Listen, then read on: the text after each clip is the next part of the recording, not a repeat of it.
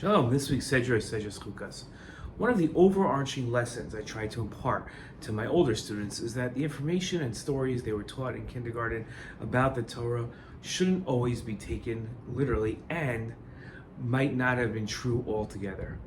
Yaakov sleeping on a pillow made of 12 rocks who came together to form one rock, Moshe being 150 feet tall, and Queen Vashti having a tail, all teach a homiletic lesson, but they probably never happened. There are many aspects of the stories in the Torah that require in-depth analysis to understand or a wide breadth of research to reveal.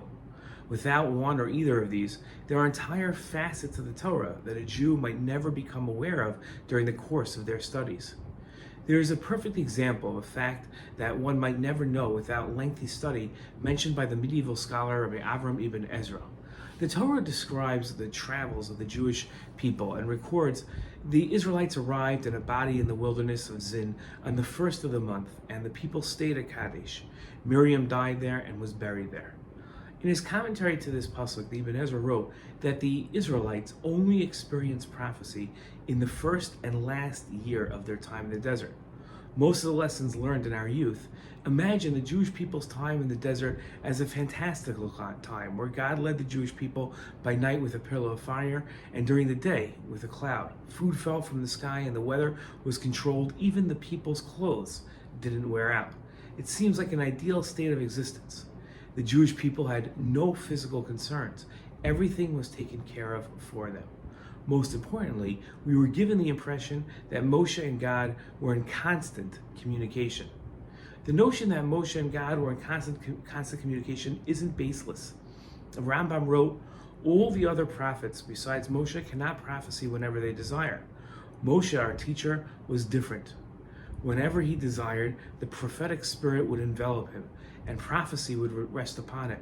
He did not have to concentrate his attention to prepare himself for prophecy because his mind was always concentrated, prepared, and ready to appreciate the spiritual truth as the angels are.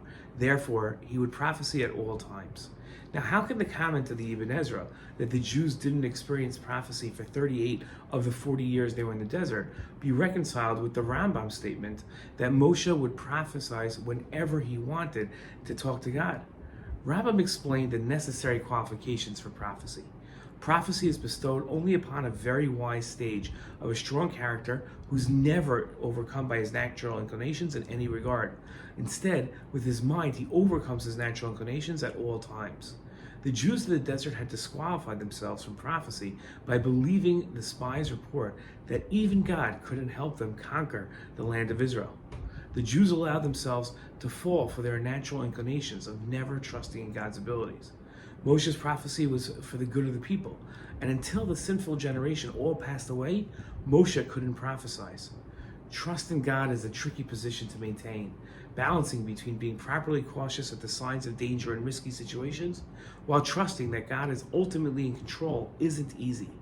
The principle that guides the proper balance is knowing that when God directly promises something, like conquering Israel, it can be fully relied on, while in the absence of a direct promise, following rational analysis is the proper path to follow. This was as true for the generation of the spies as it is for the Jewish people today. Shabbat Shalom.